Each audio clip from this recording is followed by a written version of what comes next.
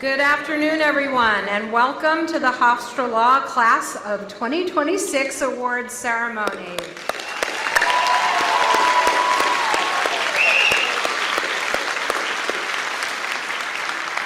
My name is Jenny Roberts, and I'm the Dean of the Law School, and I have the distinct pleasure of kicking off today's celebration and of introducing you to some of my esteemed colleagues, as well as your classmates and your friends.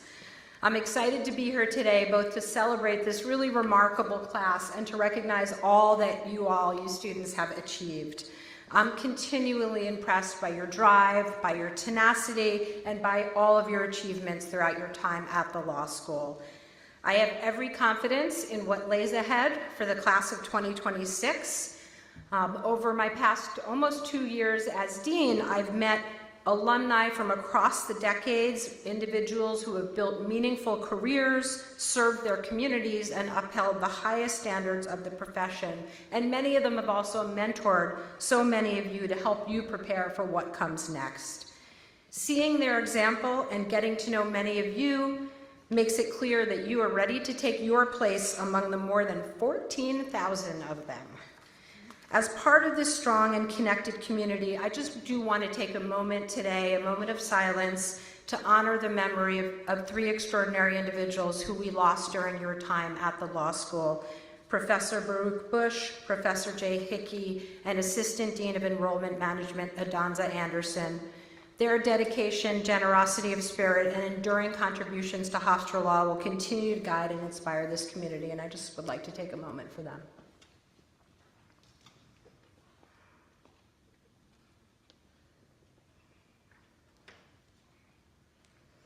Thank you. Let me be among the first to congratulate our award winners today. Take pride, as I know the families out there are taking pride in your accomplishments. We are all exceptionally proud of you, and we all feel honored to be part of your journey and part of your education. Your achievements set you apart today, but they really also elevate Hofstra Law today and into the future, and we're deeply grateful for the reflected light of your success. So let's begin the program. Our first speaker today is Ariana Tormi, President of the Hofstra Law Student Bar Association.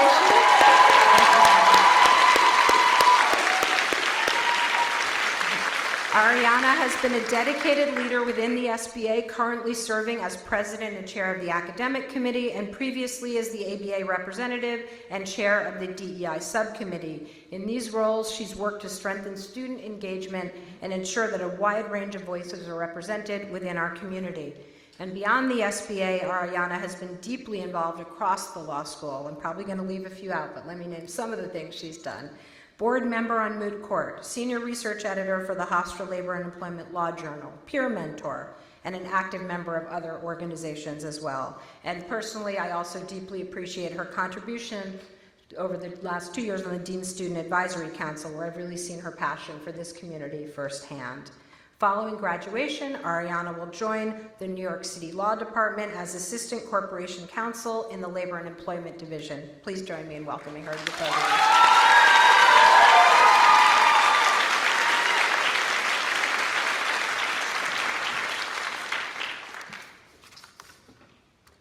Thank you, Dean Roberts, for your kind introduction. Good afternoon, faculty, parents, friends, guests, and graduates.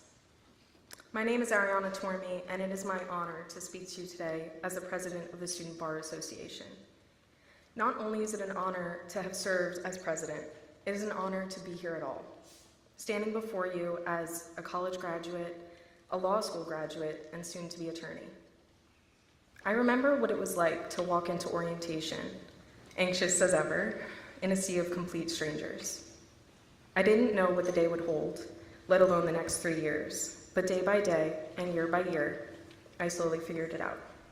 We all did. None of us will ever forget our first cold call, especially for those of us who had the pleasure of being in Professor Sample's civil procedure. But we made it through countless others and are better for it. Whether you came to Hofstra to continue your family legacy or begin a new one, you made it here nonetheless. You made it here despite the many challenges thrown your way. And boy, has the last 3 years given us challenges. but each time we rose to the occasion. Your achievement today is your own, but you didn't get here alone. You relied on one another for support and guidance during the highest of highs and the lowest of lows. We supported one another through the loss of some of the brightest minds and kindest souls to walk the halls of Hofstra Law. For those of you who had the honor of knowing Professor Hickey, Professor Bush, or Assistant Dean Adonza Anderson, I know you feel their loss deeply and profoundly. Adonza was the first person I ever spoke to here at Hofstra. She made me feel welcomed into a community that I did not yet know but would come to love. I had the privilege of being taught property law by Professor Hickey, and I was told countless stories of Professor Bush's famous torts lectures, including the quote-unquote Bush Bible that was created as a result. A sort of sacred text passed down from class to class, equal parts study guide, rite of passage, and testament to the lasting impact he had on generations of students. We came together and supported one another through that loss. We created memories that will stay with us long after graduation. Maybe your favorite memory was from being on the kickball field, or, like me, supporting PJF from the sidelines with a slice of pizza in hand. Or maybe your most cherished memory is the time you spent in the library, doing more talking than studying. If you ask people what they remember most from law school, they would probably say the exams. But 3 years is a long time, and there's so much that's happened since our first days here on campus. If I could go back and talk to myself on the first day of orientation, I wouldn't give myself the answers to any exam. I would simply say, find your people. Find your community. Our shared path diverges here. We're moving on to the next chapter of our lives, ready to tackle the next big challenge. Some of you may find yourselves in corporate law, others will go on to litigate, but all of us will go on to do something great. There are countless people I could thank for their support over the last 3 years, for showing up to every SBA event, for proofreading my weekly dean's docket, for every post-class coffee run, and for explaining what a tort is to me for the 100th time. I swear, just one more time and I'll get it. I want to give a special thanks to Dean Michelle LaFaso and the rest of Student Affairs for your guidance during my tenure as president and for hearing me out every time I sat in the office and said, I have another idea for an event. Thank you to my Rutgers sisters for encouraging me to do whatever I set my mind to and being right there with me through it all. I'm lucky to have strong, smart, kind women in my life telling me that I am more than capable of achieving my dreams.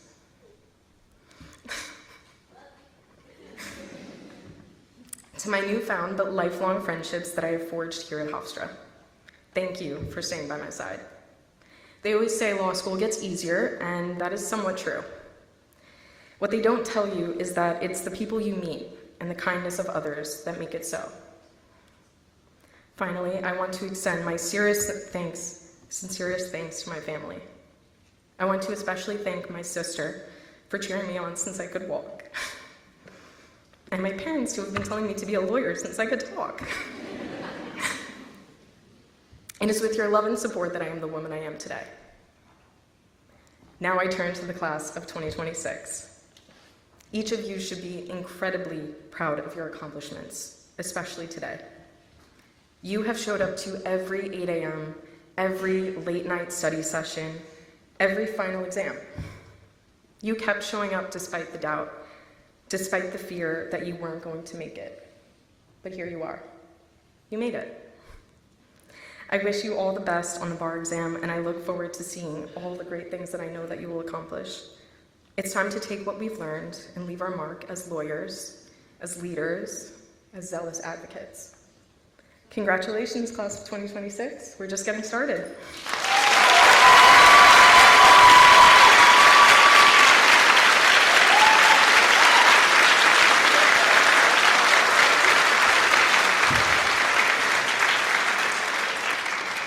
Thank you so much, Ariana. Today I have the good fortune to introduce the faculty presenters for our awards. Just just want to make sure that Nick is coming later in the program. Yes. Haven't skipped anything here. All right. As you're going to hear, our faculty presenters are all incredibly accomplished and dedicated to our students, and we thank them for participation in today's special celebration. Our first presenter is Professor Jeremy Weintraub. Many of you know Professor Weintraub not only as a skilled teacher of legal analysis and writing, but as someone who is consistently present for his students, thoughtful in his guidance, and deeply invested in your success. Before joining Hofstra Law, he built an accomplished career in commercial and employment litigation, bringing that real-world experience directly into your classrooms. He's an active and valued member of our DEI Council, an advisor to the Latino American Law Students Association and the Name, Image, Likeness Law Student Group, and is also the faculty liaison to the Theodore Roosevelt American Inn of Court. Recently, Professor Weintraub worked with dozens of area high school students, and many of you, at our Youth Law Day Pipeline program, a reflection of his genuine commitment to expanding access to the legal profession. We're truly fortunate to have him as a member of the Hofstra Law community. Please join me in welcoming Professor Weintraub.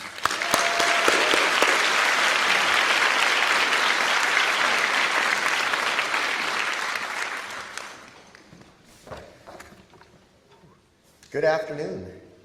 This is really my honor and privilege to be able to present the first set of awards. Our first award is the Herman Hillman Real Estate Award, awarded to a graduating student for excellence in the study of housing or real estate law. This award is presented to Joseph Kovar.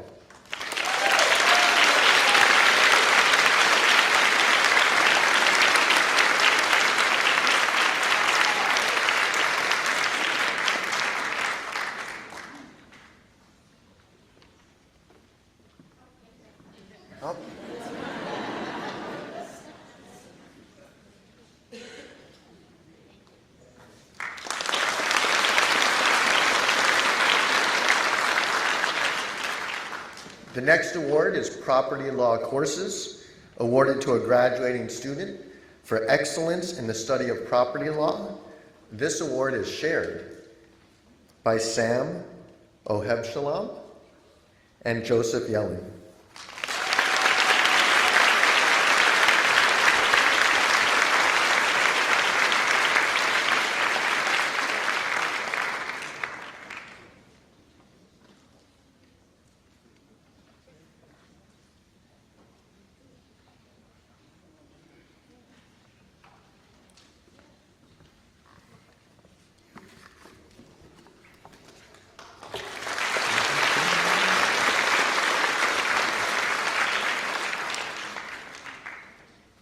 Estate Planning Law Courses.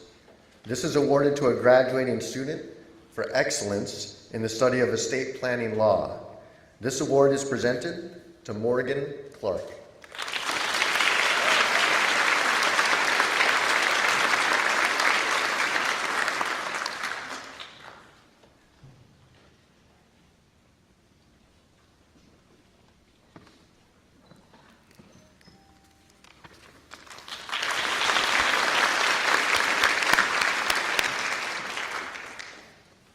The Benjamin Weintraub and Alan N. Resnick Bankruptcy Law Award is awarded to a graduating student who has demonstrated outstanding academic achievement in and a desire to make future professional contributions to the field of bankruptcy law. This award is presented to Howard Svensson.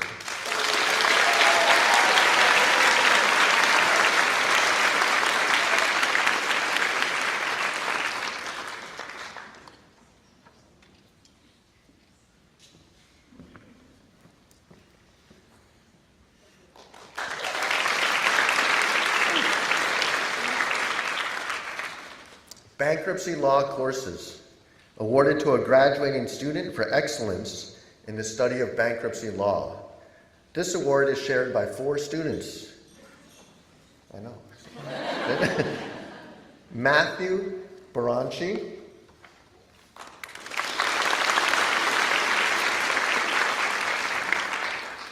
Kim Casey, Nicole Guidi, and Nicholas Norero.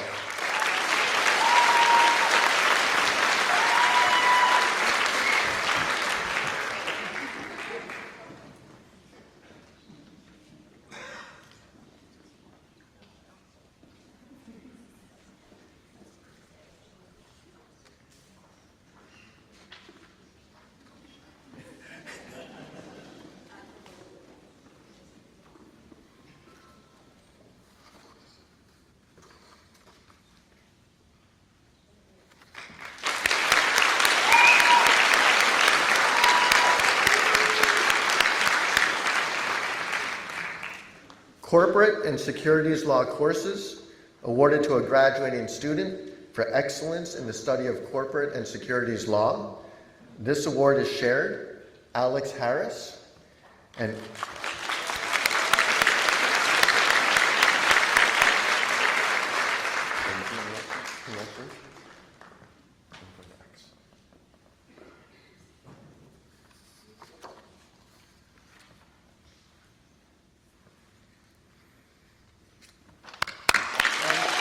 I got one more. And Artemis Orkulis.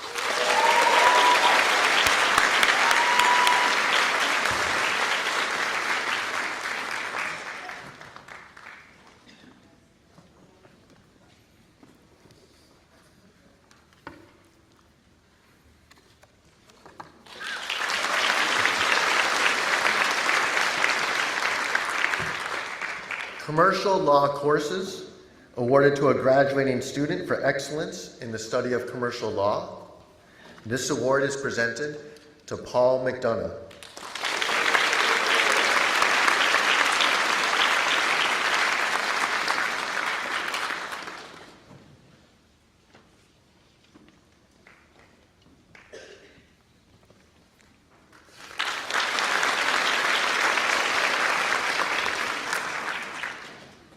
Family law courses awarded to a graduating student for excellence in the study of family law.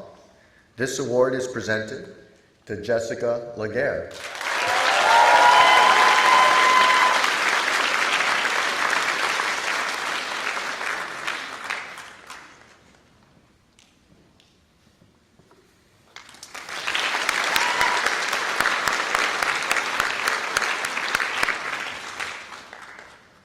The Stephanie E. Kupferman Juvenile Justice Endowed Scholarship, awarded to a graduating student who has exhibited a commitment to protecting the rights of children and the pursuit of juvenile justice. This award is presented to Naomi Vindel.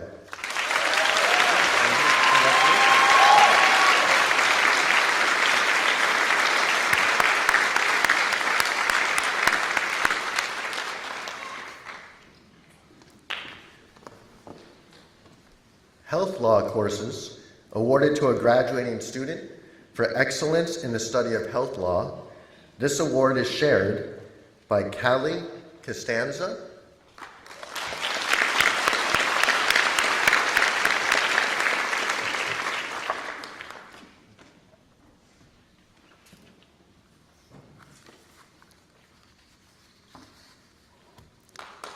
wait, come back. And also Kylie Colkin.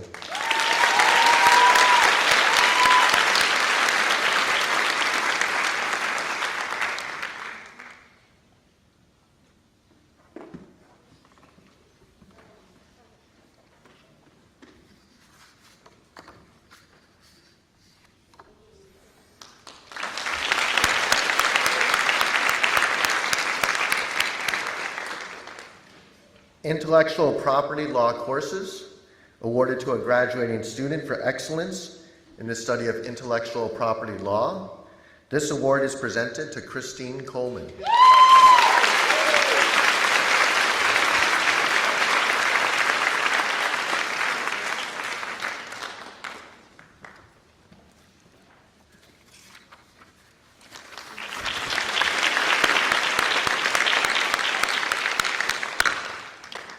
Environmental and Natural Resources Law courses, awarded to a graduating student for excellence in the study of environmental and natural resources law.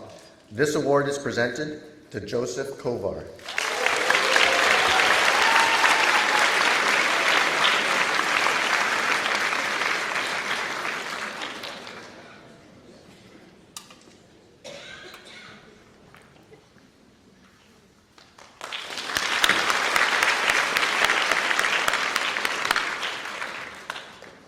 Procedural law courses, awarded to a graduating student for excellence in the study of procedural law. This award is shared. Marina Amasizia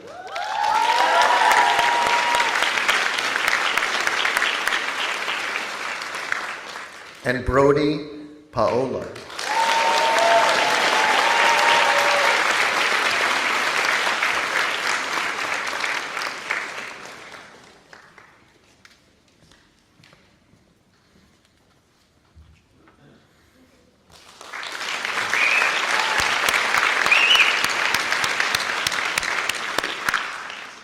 Next, we have awards for clinical courses, awarded to graduating students for excellence in clinical coursework. For the Asylum Clinic, Jasmine Liang.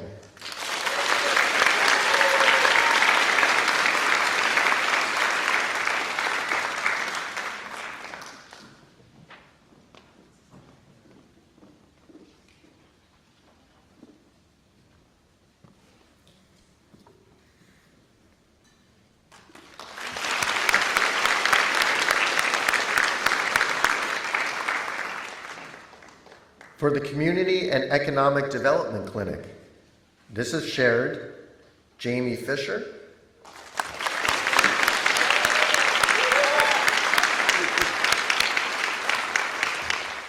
And Nicholas Marrero.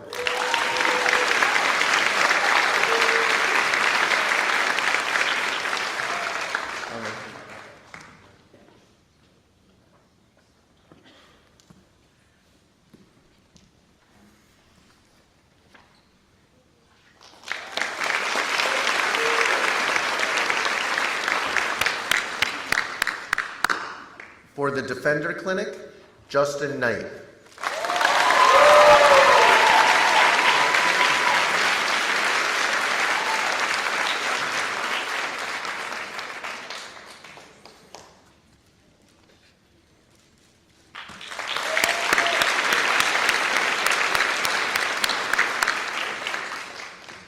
For the Deportation Defense Clinic, Catherine Churchill.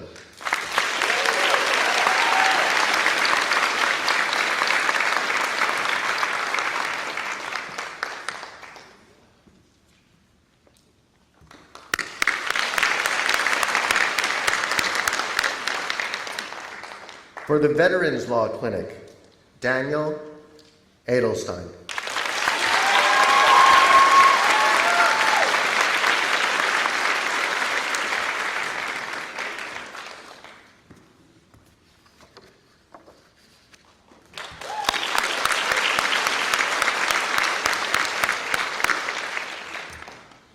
For the Youth Advocacy Clinic, Alaya Yunus.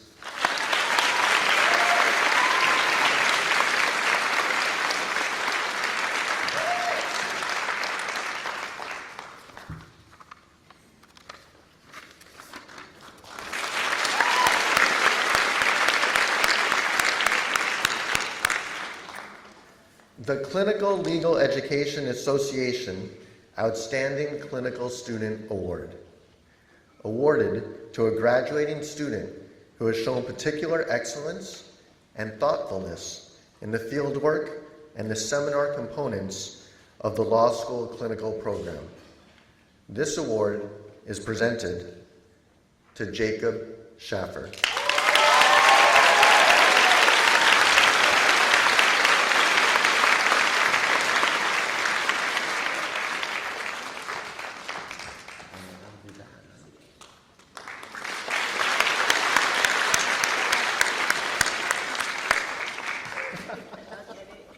I'm so sorry. That's okay. That's mine, it's hers. Oh. I thought I was giving that. The Clinical Prosecution Practicum Course Award, awarded to a graduating student for excellence in work in the clinical prosecution program. This award is shared. Caitlin McDonough,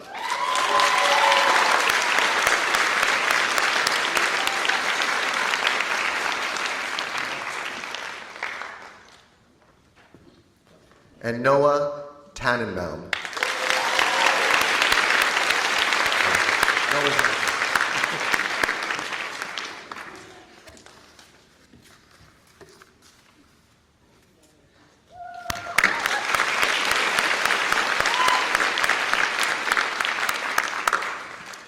Congratulations to all the award recipients and the entire class of 2026.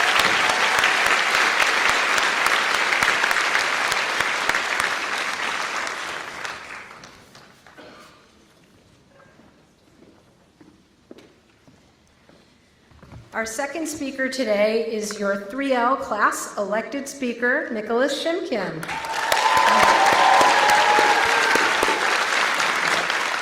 Nick has been an engaged and thoughtful member of the Hofstra Law community, serving as a research editor for the Hofstra Labor and Employment Law Journal and contributing meaningfully both in and out of the classroom. He's known among his peers for his steady presence, sense of humor, and genuine connection to this community.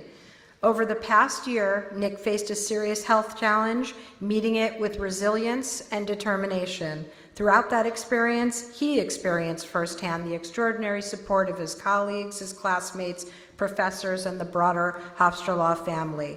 His perspective is a powerful reflection of what it means to be part of this community and the ways in which we show up for each other. After graduation, Nick will be joining Greenberg Traurig in their Manhattan office. Please join me in welcoming Nick Shimkin.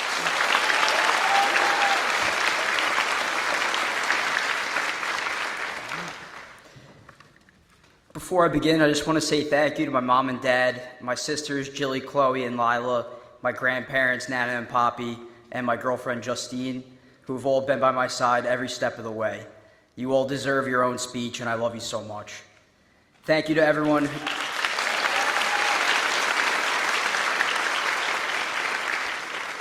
Thank you to everyone who voted for me to put me in this position. We had several very deserving candidates, each with their own unique experience and story, and I'm grateful that you all chose me to share mine.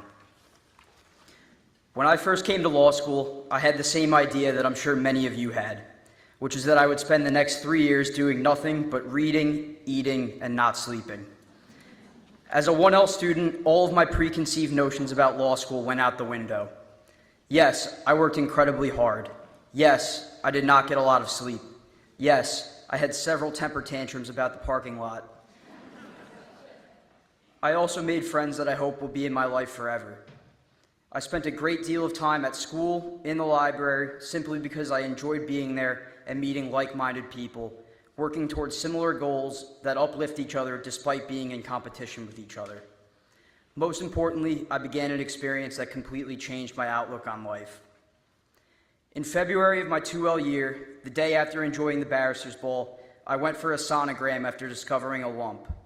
If you've ever had class the morning after Barrister's, then you can imagine the morning I was having. The following week, I was diagnosed with testicular cancer and would need surgery to remove the tumor. I was devastated, scared, and unsure where to go from there. Life and school don't just go on hold when bad things happen. I still had a job to do, but having such supportive people, both at home and at Hofstra, made the process of compartmentalizing my health and my academic responsibilities much easier. Whether people knew of my condition or not, the way the Hofstra community treats each other, in my experience, makes it a place I always look forward to going to. On March 25th, 2025, I had a successful surgery to remove the tumor. You all sent me countless messages wishing me the best both before and after, and when I came back to school, the love and support you all showed me did not waver. I truly felt lucky to be a student at Hofstra Law. Don't clap yet, it gets worse. Things were looking up post-operation until I received a phone call during our interjournal field day, IJAC, informing me that my blood work and pathology report showed that I was going to need chemotherapy. It felt like all of the air had been taken out of my lungs. I thought this unfortunate chapter ended with the surgery, but it turned out that it was only the beginning. I was deflated and overwhelmed. The timing on this was horrible, not just because I had to lock in for the water balloon toss, but because I was going to need to start treatment during final exams. However, this was one of the best places I could have received this news. I was surrounded by friends who, when I shared the news with them, felt my frustration, fear, and disappointment, but quickly reminded me that I had the strength within and behind me to deal with anything. Whatever came next, I was ready to face it head on. The Hofstra faculty played an immense role in this as well. Not only were all of my professors and the administration extremely understanding and accommodating from a logistical perspective, but as human beings, they had my back from the start. Professors, especially Professor Damiano and Professor Sample, reached out to me to let me know how much they cared. Administrators shared their own stories of how cancer affected them and family members. I was worried that I would not be able to take my finals and that the entire semester would essentially be for nothing. But everyone let me know that everything was going to be fine and that I would be able to finish what I started. We forget sometimes, through the high expectations, cold calling, and tough demeanors, that our professors and deans are truly there for us as students and as people. I really saw how special Hofstra was during my internship over the summer. I worked alongside other students that went to several top-ranked law schools across the country. As I got to know them over the course of the summer, I realized their law school experience was drastically different from mine. I heard stories that reflected cold, toxically competitive learning environments. It sounded nothing like the warm and collaborative place that Hofstra is. Many of my fellow summer associates dreaded returning to school in the fall. No matter what the various law school rankings say, they don't account for the feeling that a school and the people that make it up give you. While I had an amazing summer experience where I learned so much and met so many great people, all while doing rounds 2 through 4 of chemotherapy, I was genuinely excited to come back to Hofstra and to get to the finish line alongside all of you after ringing the bell to signify the end of my treatment. Unfortunately, there would be one more hurdle to get past. Again, right before finals, this time during fall semester this year, I learned that I was going to need a major surgery to remove my abdominal lymph nodes. Luckily, the surgery could wait until after I took the exams, but this was the lowest point for me mentally through this whole journey. Every step of the way, it felt like the goalpost was being moved for me to finally be healthy, and I just wanted one normal semester. Again, I had to put my head down, try not to think about my situation, and do my job. But again, those who knew what I was going through continued their unwavering support, and again, the positive energy that Hofstra Law students exude helped carry me through it. After a 7.5-hour surgery, a grueling week in the hospital, and a brutally anxious period of time waiting for the final pathology report, I was given a clean bill of health and officially moved into surveillance.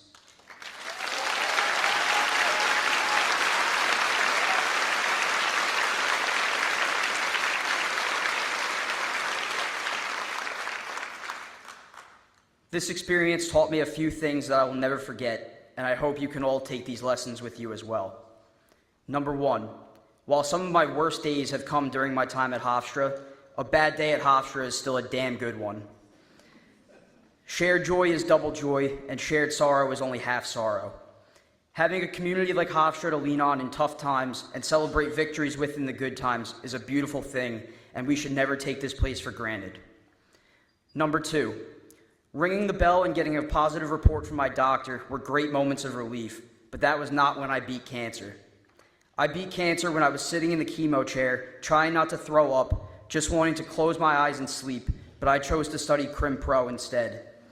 I beat cancer when I refused to stay in my bed after surgery and walk laps around the hospital floor attached to an IV. I beat cancer when I went toe-to-toe with my fears with a smile on my face no matter what life threw at me. The same applies to all of us graduating later today. It will be an exciting culmination, but the real accomplishment was achieved day in and day out through all of the hard work we did these last 3 years, through all of the wonderful people we've met and the experiences and lessons that we've picked up, through the way that we've carried ourselves during this journey. These are the things we take with us through every chapter of our lives. To close this out, I want to leave you all with an anecdote from world-renowned jiu-jitsu coach John Danaher that I watch a video of before every exam called The Parable of the Plank. Danaher tells a story from when he was a child and a so-called daredevil came to his school to do a performance. For the daredevil's final trick, he placed a plank of wood between the two school buildings and walked across, leaving the children completely amazed. The daredevil then came down with his plank of wood, placed it on the ground, and told the kids to walk across it, which they all did easily. The daredevil said to the children, "The plank is the same. I put it up higher and it took your breath away, but you all just ran across it when I put it on the ground. The plank doesn't change, only your perception of it." As we all move on from law school, remember that none of us got here by accident. Whether it's taking the bar exam or starting your first job, the plank may be placed higher, but it never changes. Remember that it only takes the same hard work, dedication, and grit that got us to this point to walk across it. Thank you.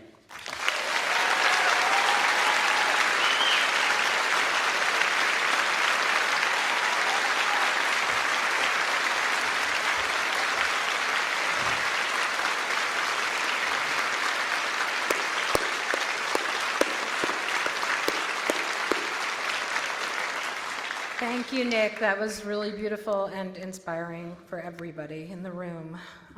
Our next faculty presenter is Professor Barbara Barron. Professor Barron wears many hats as a professor of skills, the director of our child techniques and student advocacy programs, and the executive director of the Perry White's Mass Tort Institute. She's also a Hofstra Law alum. Professor Barron's professional legal experience is diverse. After graduating, she served as a prosecutor with the Manhattan District Attorney before becoming a litigator with various New York City area firms where she specialized in complex commercial and matrimonial litigation. It was at that time that she began her teaching career as a faculty member for the National Institute of Trial Advocacy, an association she maintains to this day as co-director of the Northeast Regional Program. Professor Barron has taught a variety of subjects at Hofstra, including criminal law, applied evidence, the domestic violence seminar, and she also gives back to the profession through numerous professional development programs, many of which I hope you all will take advantage of in the future. Professor Barron, please come up to present the next set of awards.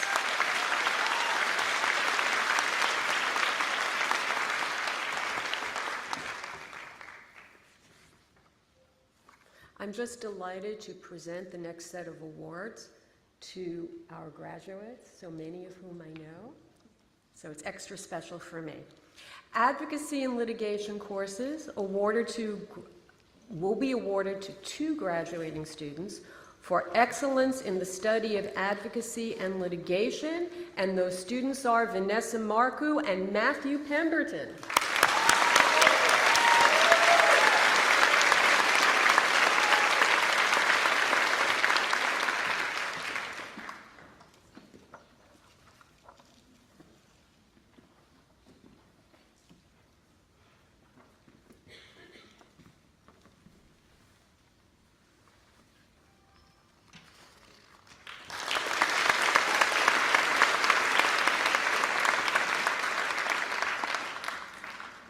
Our next award is the Deborah Sloyer Memorial Scholarship in Trial Advocacy, awarded this year to 2 graduating students who have exhibited excellence in trial advocacy courses, and I am delighted, really delighted to present them to Ruben Seridos and Ryan Storer.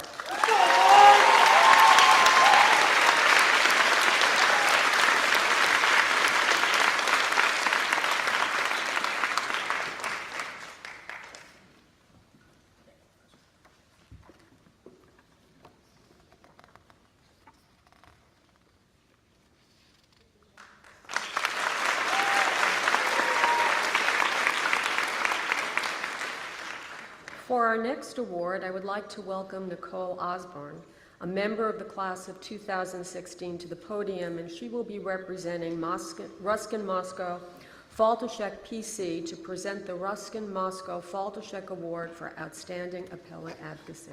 Ms. Osborne.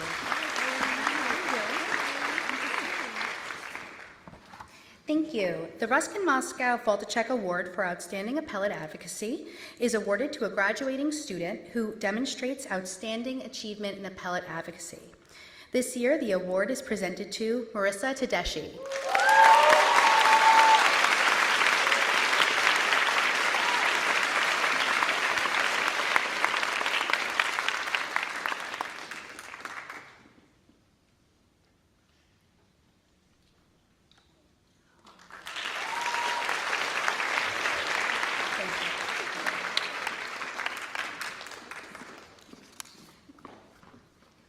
Our next award is the Farrell Fritz Award for Outstanding Contribution to the Moot Court Board, and that will be awarded to the graduating student who contributed significantly and meaningfully to the Moot Court Board, and I am honored to present this award to Kate Dargan.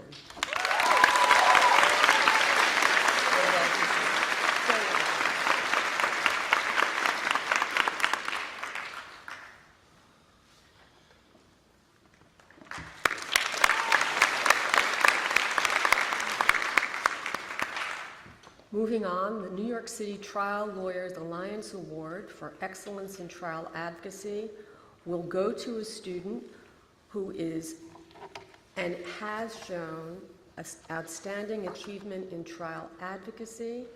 And this year, the award is going to Ryan Storer.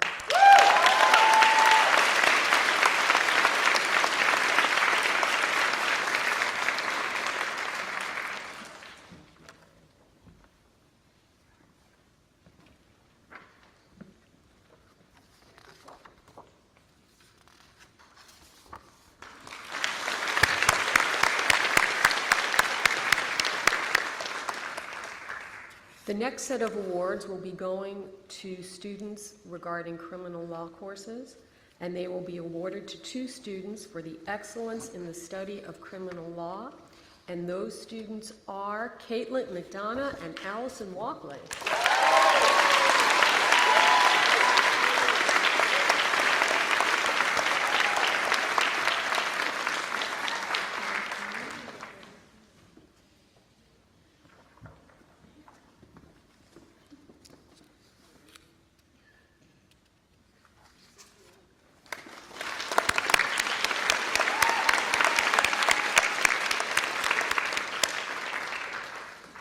The Leon Stern Criminal Courts Bar Association of Nassau County Award will be awarded to that graduating student who has exhibited a commitment to the excellence of criminal law, and this award is presented to Emily Regina.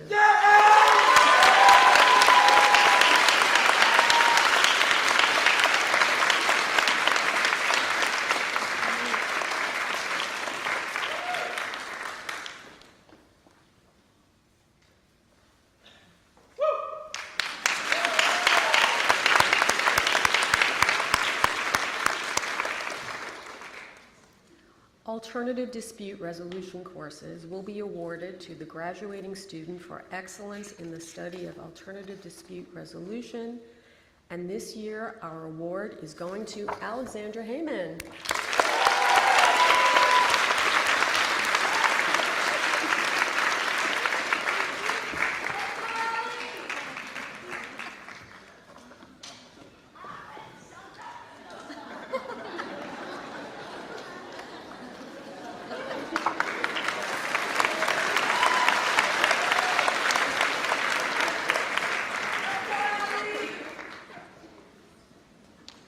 For outstanding advocacy and dispute resolution, this award will be given to graduating students who demonstrate outstanding achievement in dispute resolution. And this year, the students who will be receiving this award are Gavin Feltman and Rosa Fernandez.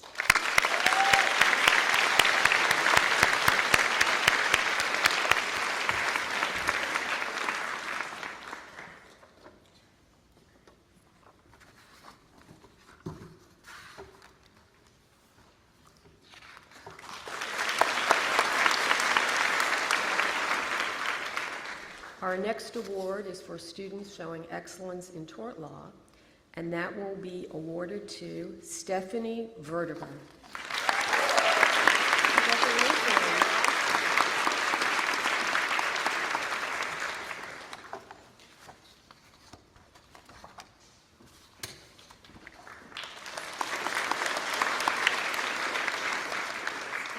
Constitutional law courses awarded to 2 graduating students this year for excellence in the study of constitutional law, and those students are Quentin Burian and Brody Paola.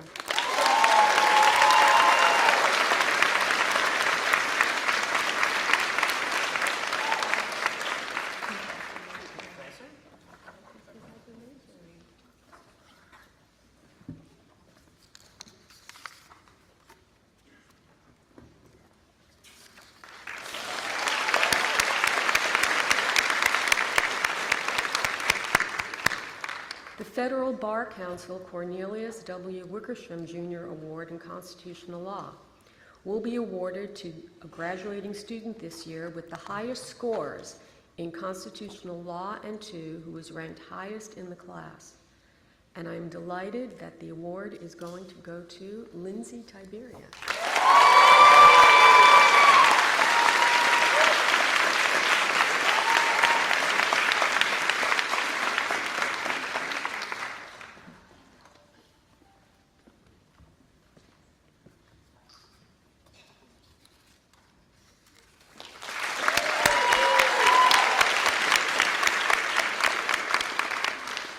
Labor and employment law courses awarded to that graduating student for excellence in the study of labor and employment law, and this year's award is presented to Heather Fanning.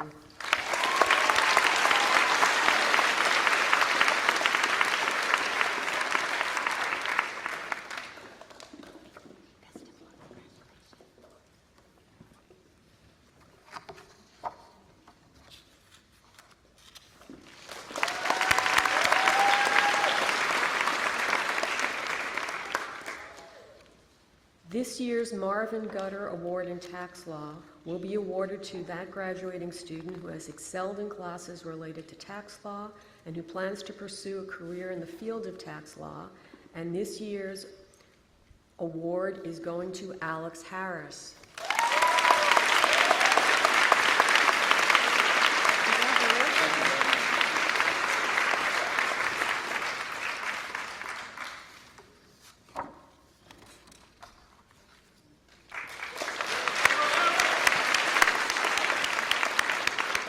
Tax law courses awarded to 2 graduating students this year for excellence in the study of tax law, and this award is going to Maria Passeri and Howard Svensson.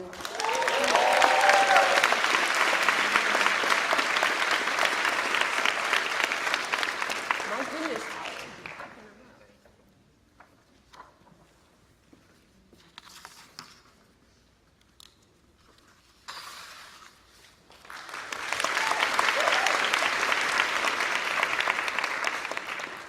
International law courses awarded to 2 graduating students for excellence in the study of international law, and this year's award is going to Madeline Ostrander and Brody Paola.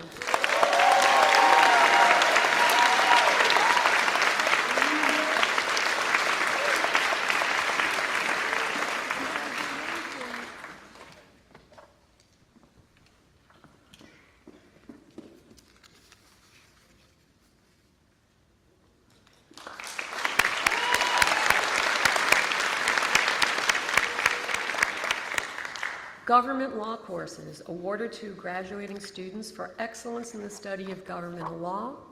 And this year, the awards are going to Madeline Ostrander and Jillian Sorrow.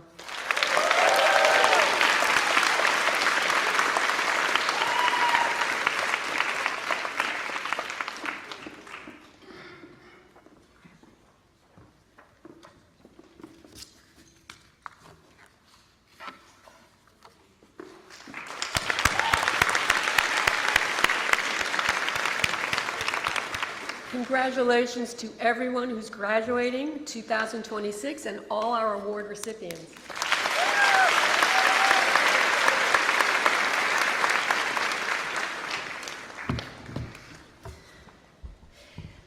The Teacher of the Year Award expresses the law school's long and historic commitment to excellence in teaching. Each year, we ask the student body to vote on a Teacher of the Year, and in your wisdom, you have chosen an exemplary and remarkable human being and teacher, Professor Ron Colombo.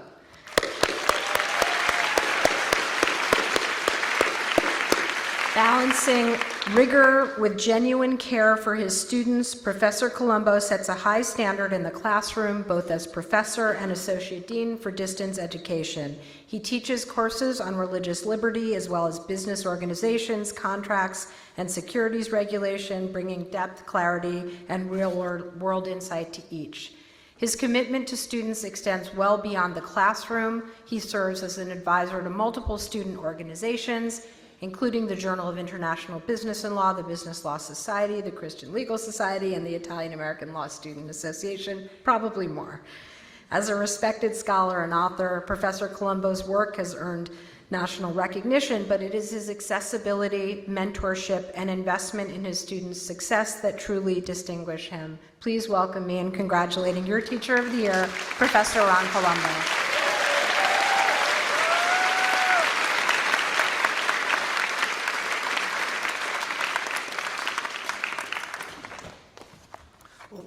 Well, thank you to Dean Roberts for that very kind introduction.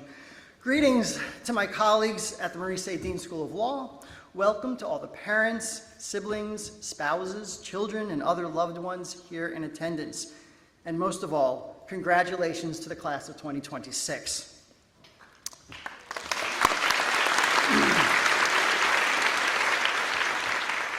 Thank you very much for this honor. I am deeply grateful. Credit must be shared with my colleagues on the faculty, in the administration, and on the staff.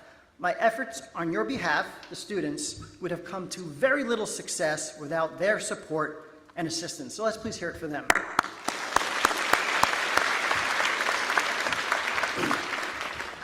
So what can I say to you this afternoon? To a group of students whom I've grown to respect, admire, and indeed cherish.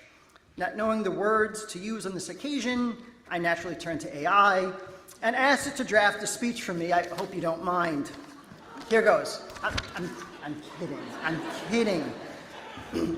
A Tale of Two Cities opens with this famous line. It was the best of times, it was the worst of times.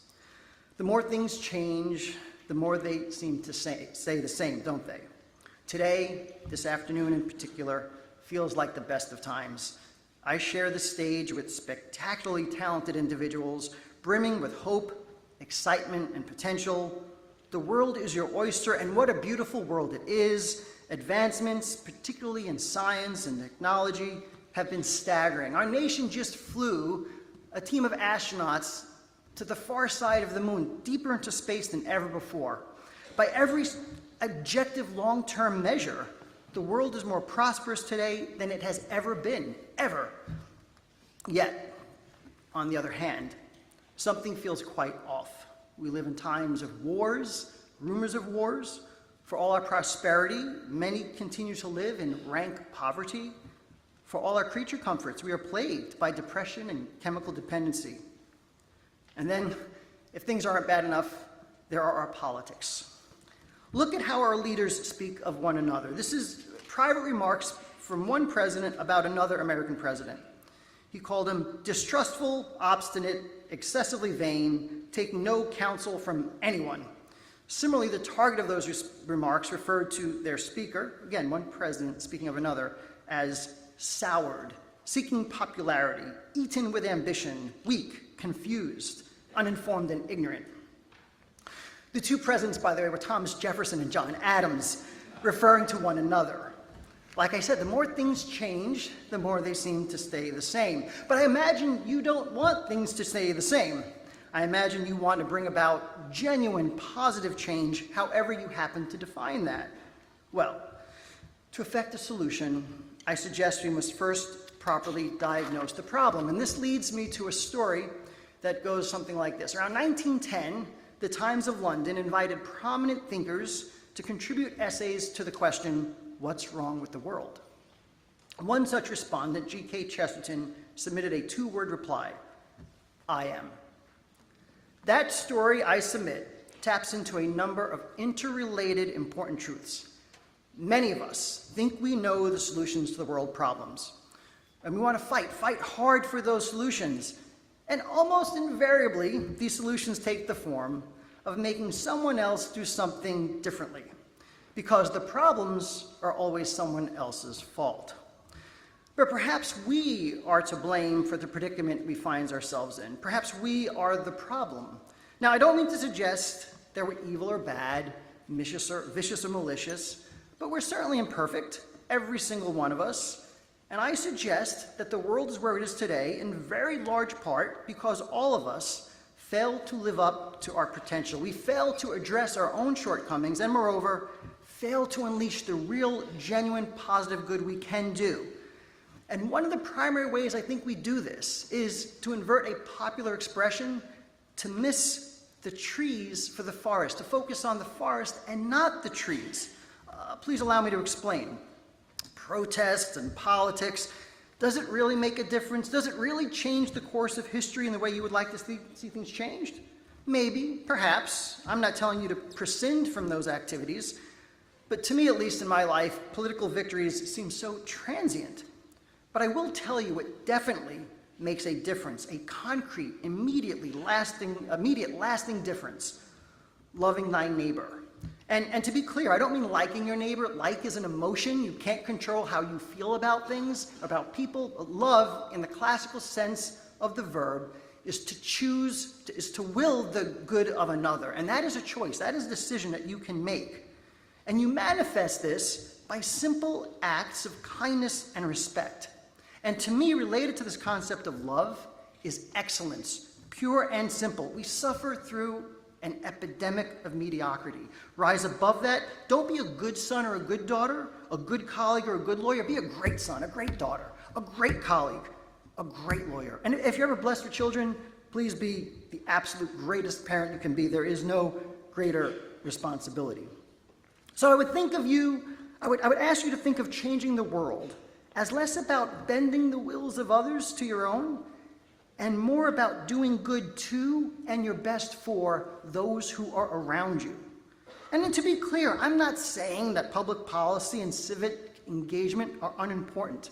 Far from it. What I am saying, though, is that far more important is the day-to-day interactions you have with the people you encounter, with the work you do for clients, with the time you spend with family and friends, the way you talk to that cashier at Dunkin' Donuts, the way you deal with that annoying guy who lives down the hall or in the house across the street.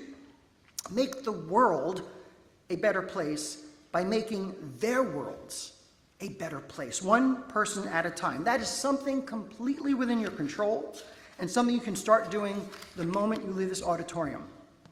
And if I may take a dark turn for a moment, consider the greatest villains who occupy the pages of history. Conjure them up in your minds for a moment. They too wanted to change the world, and they too saw themselves as the solution, not the problem. What separates us from them? Hopefully the rightness of our causes, yes, hopefully that, but that's not enough. As the saying goes, the road to hell is paved with good intentions. The only absolute way of never, ever going down the path those folks tread is to never treat another human being, a fellow human being, as a means to an end, or worse yet, as your enemy. And that often starts with seeing them as the problem. If you really want to change someone else's behavior, please try to do so by example, not by force. Model the behavior you wish to see in others.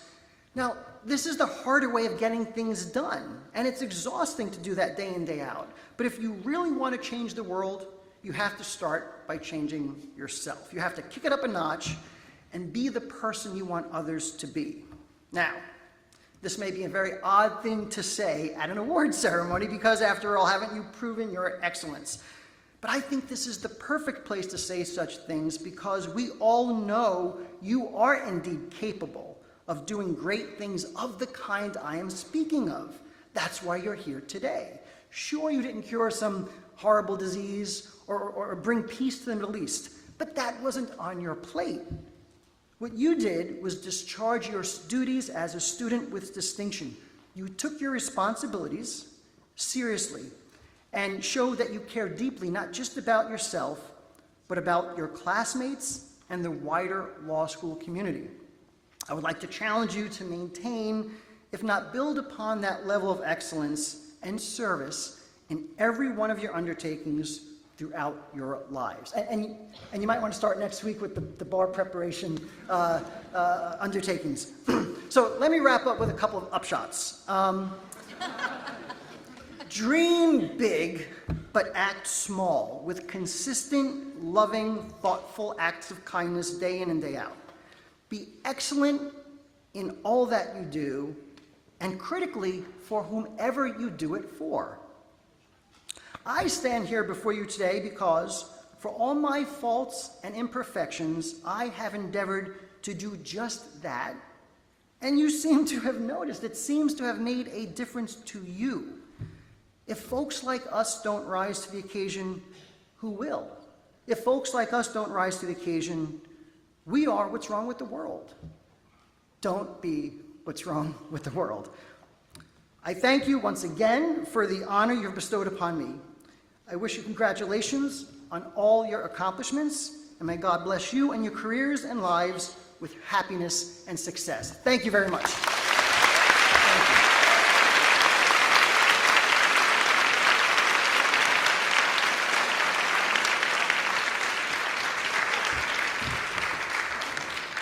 Thank you so much, Professor Colombo. We now turn to an important part of today's program, which is recognizing our Public Service Award recipients. Service to others is a core part of the Hofstra Law experience, and our students continue to demonstrate a deep commitment to pro bono work and to community engagement. This year, listen carefully to this very high number, the class of 2026 reported an extraordinary 79,513 hours of pro bono work to the greater community.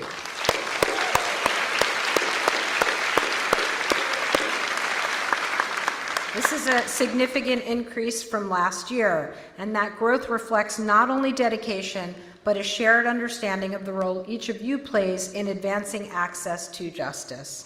Supporting and expanding these efforts is our new Office of Public Justice Programs, directed by Professor Jennifer Gunlack, who is at a different graduation ceremony today, and Franca Sachs. A Hofstra Law alumna, Director Sachs brings extensive experience in public service, fellowships, and experiential learning to our team and has worn many hats at the law school. She is helping guide our public justice work as it continues to grow.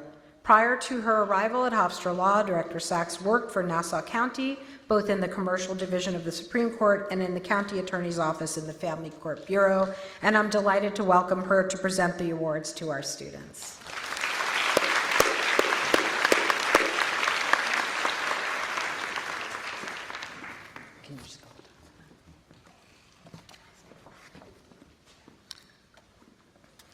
First, we would like to recognize our students receiving Bronze Public Service Award. These students performed between 250 and 499 hours of public service. They are Cara Advocate, Andrea Angarina, Sabrina Arfin, Brian Baez, Tala Bagal, Kyle Baker, Quinton Burian,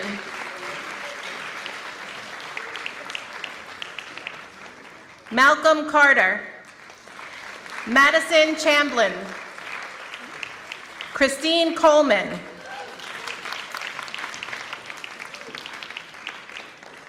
Kylie Culkin, Giuseppe Kukuru, Christopher Doherty,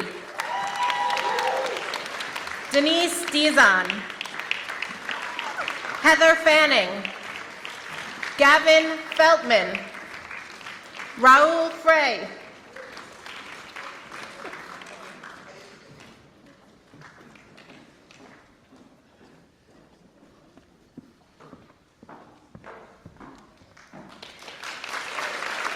Mark Gonzalez, Naya Henry, Blake Hershkowitz, Kayana Hodge, Abdul Jabbar, Joshua Kay, Jessica Laguerre. Michael Leno. Marlon McLaren. Max McNaughton.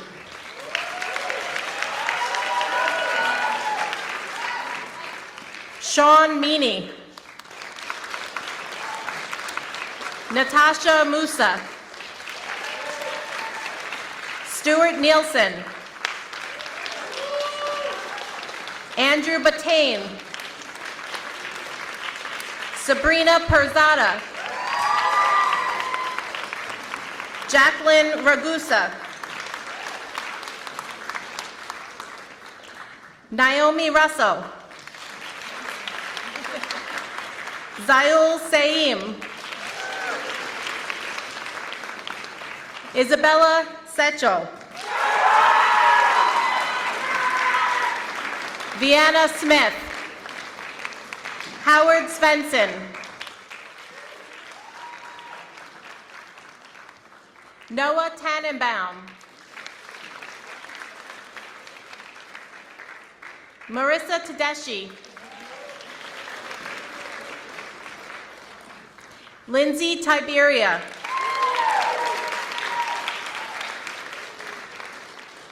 Atika Ubaid. Connor Welsh.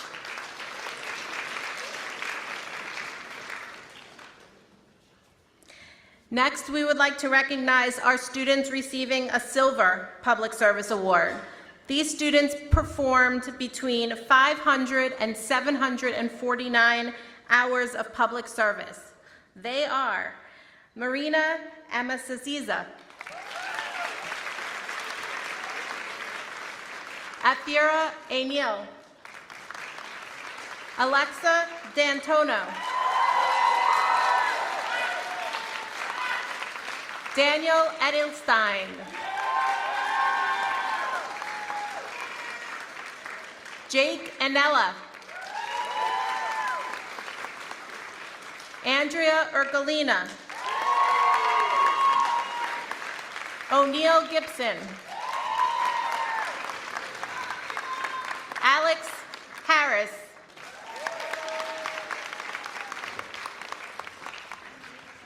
Alexandra Katowski,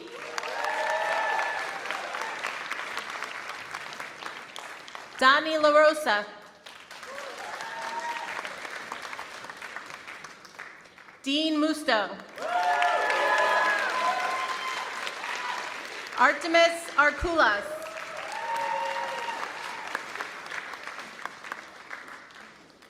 Rona Rakaronu, Vashti Ramkishan,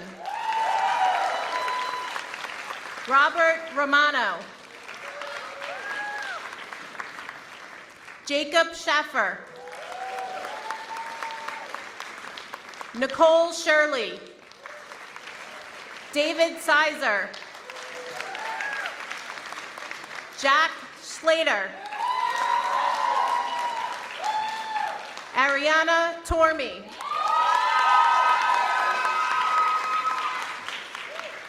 Naomi Vindell,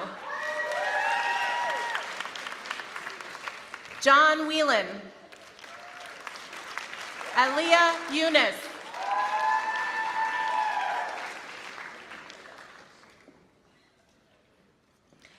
next, we would like to recognize our students receiving a Gold Public Service Award. These students performed between 750 and 999 hours of public service.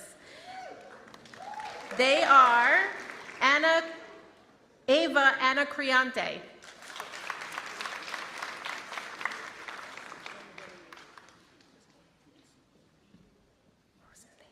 Jacob Wieselberg. I did skip you. Sorry. I'm going back for a second to our silver. I'm sorry about that. We have one more. Jacob Wieselberg. I'm sorry, Jacob. All right, we're going back to gold now.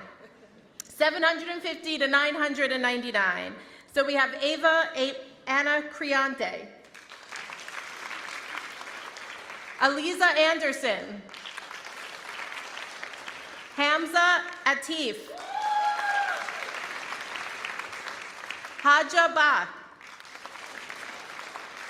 Alexandra Burnell.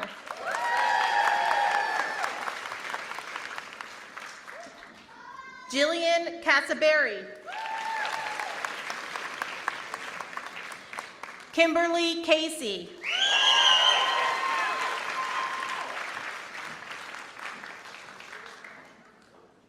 Jennifer Coronado Miranda. Haley Davis. Daniela Dosher. Nicholas Hazelton.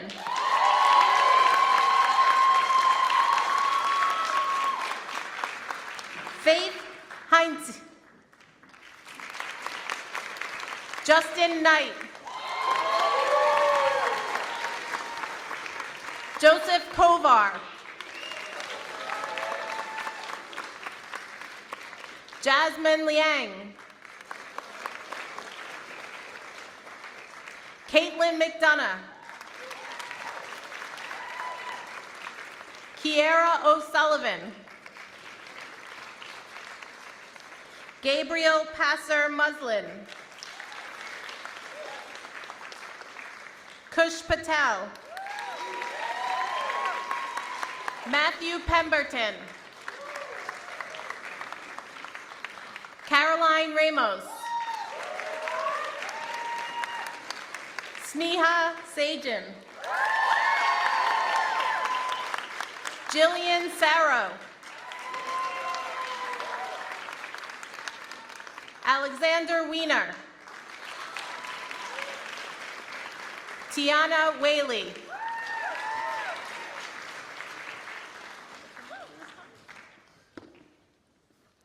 Finally, we would like to recognize our students receiving a Platinum Public Service Award. These students performed over 1,000 or more hours of public service.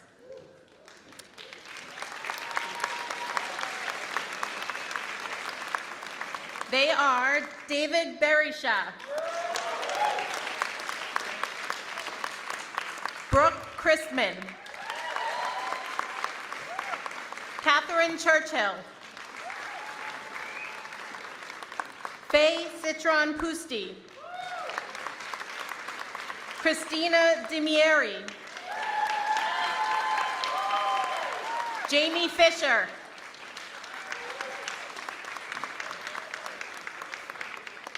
Asia Johnson,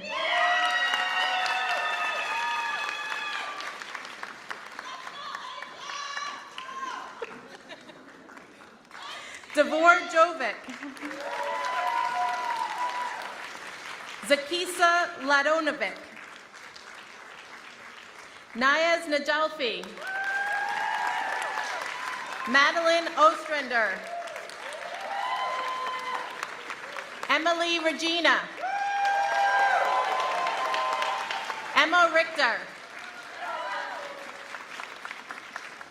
Kate Schwan, Rebecca Sloan, Savory Smith, David Smolowitz, Jessica Sperling,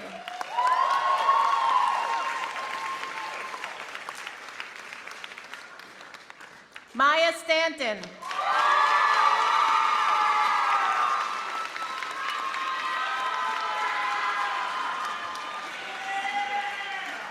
Ryan Stower,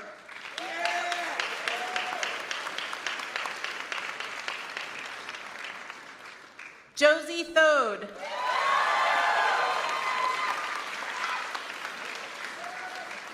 Valerie Vasquez Diaz,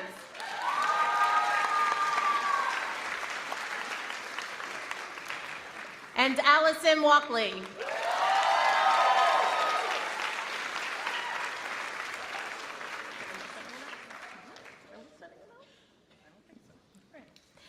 The Morrison and Forrester Foundation Laren M. Nashalski Public Service Award, awarded to a graduating student pursuing a career in public service. This award is shared by Asia Johnson,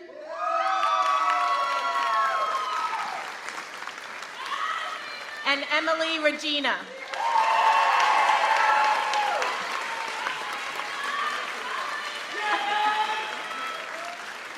Asia.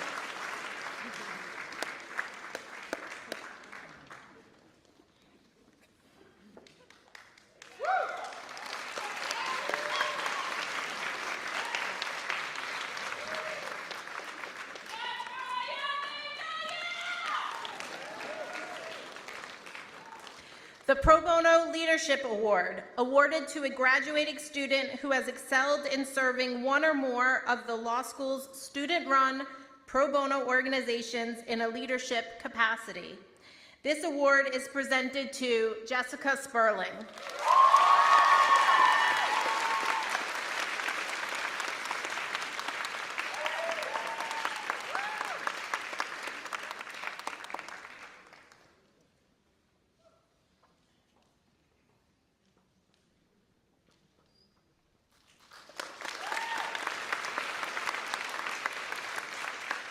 Pro Bono Service Award of Excellence, awarded to a graduating student who has excelled in dedication to and time spent performing pro bono service through the law school's student-run organizations and/or outside activities. This award is shared by Catherine Churchill,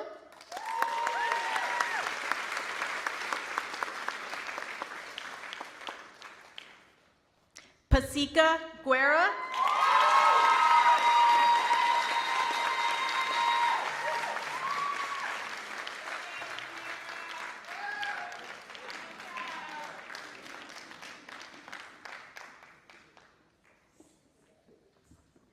and Valerie Vasquez Diaz.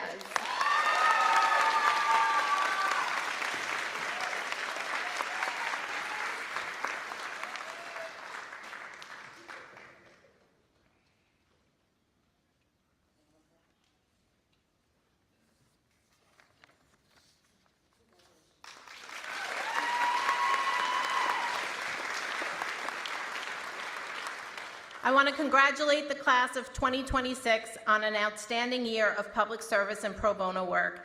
I encourage you to keep it up in your professional practice.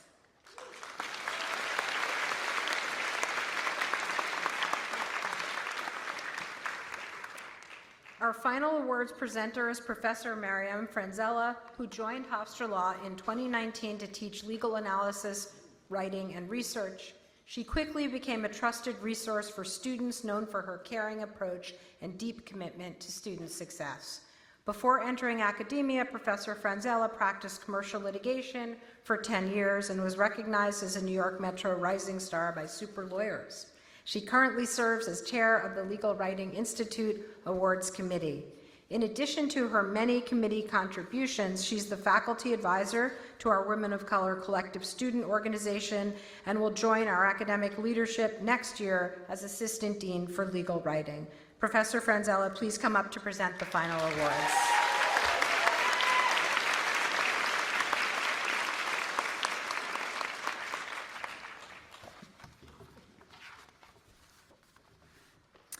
I'm honored to present the final set of awards. Hofstra Law Review Alumni Writing Award, awarded to a graduating student whose law review note is deemed the best by a faculty committee and the managing editors of the Law Review. This award is presented to Ann Henderson.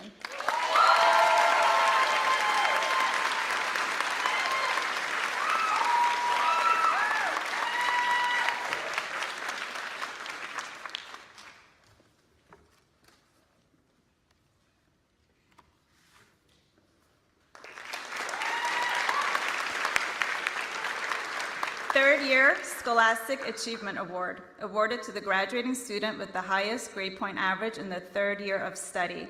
This award is shared by Daniel Eidelstein, Alexandra Katowski, Caitlin McDonough, Jillian Sarrow, and Howard Svensson.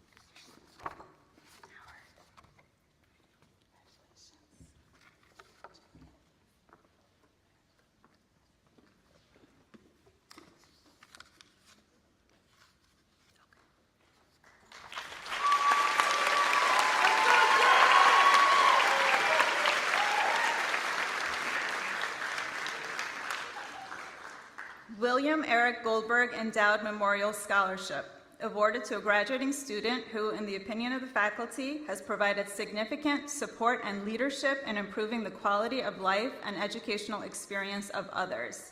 This award is shared by Alex Harris, Mac McNaughton, and Jillian Farrow.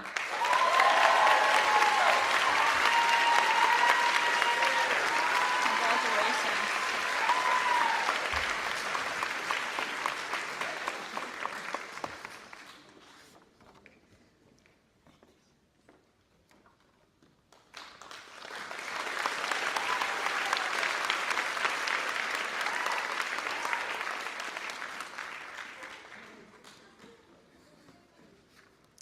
Gina Marie Escarce Memorial Scholarship, awarded to a graduating student who, in the opinion of the faculty, has contributed the most to their classmates' learning and understanding of difficult legal concepts through their questions in class and participation in class discussions.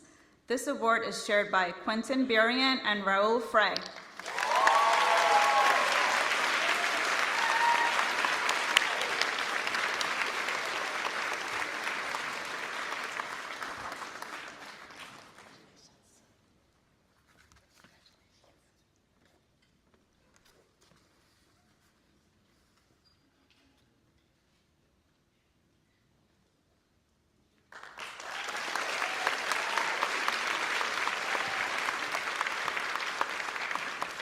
For the next award, I would like to invite Ms. Michelle Gegwich to present the Christopher G. Gegwich Outstanding Law Student Award in memory of Christopher.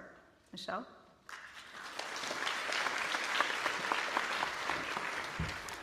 Good afternoon. I'm honored to present the Christopher G. Gegwich Outstanding Law Student Award to this year to two students. Awarded to two graduating students who in their years at the law school have shown a combination of those qualities and abilities that are the ideals of the legal profession.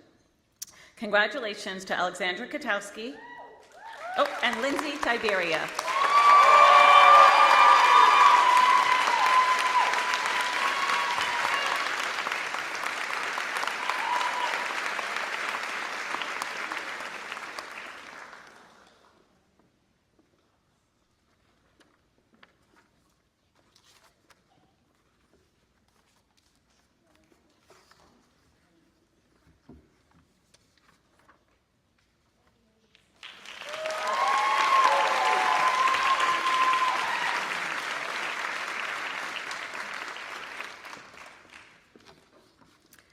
Distinguished Service to the School Award, awarded to a graduating student who, in a variety of academic and non-academic undertakings, has contributed to the progress and welfare of the law school.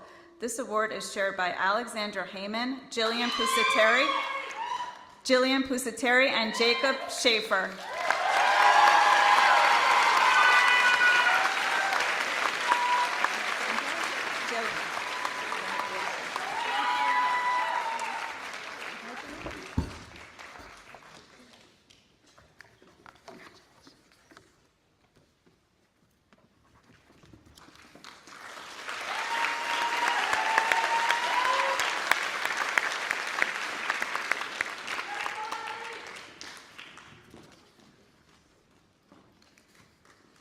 Maurice A. Dean Award, awarded to the graduating student with the highest cumulative grade point average in the graduating class.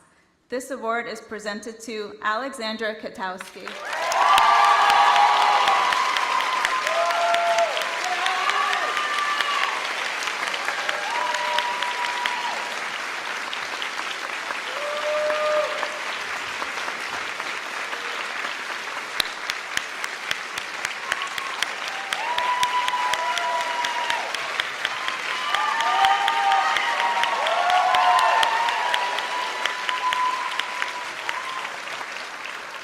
I'd like to invite Dean Roberts back to the podium for final remarks. Congratulations to the award recipients in the class of 2026.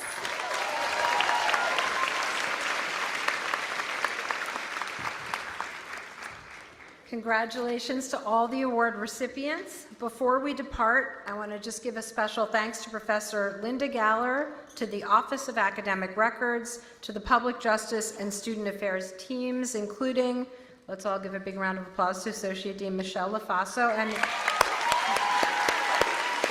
somewhere in the wings, and Amy Angrisani for all their efforts in organizing this award ceremony. Please join us over at the law school for a light reception to continue celebrating our class of 2026.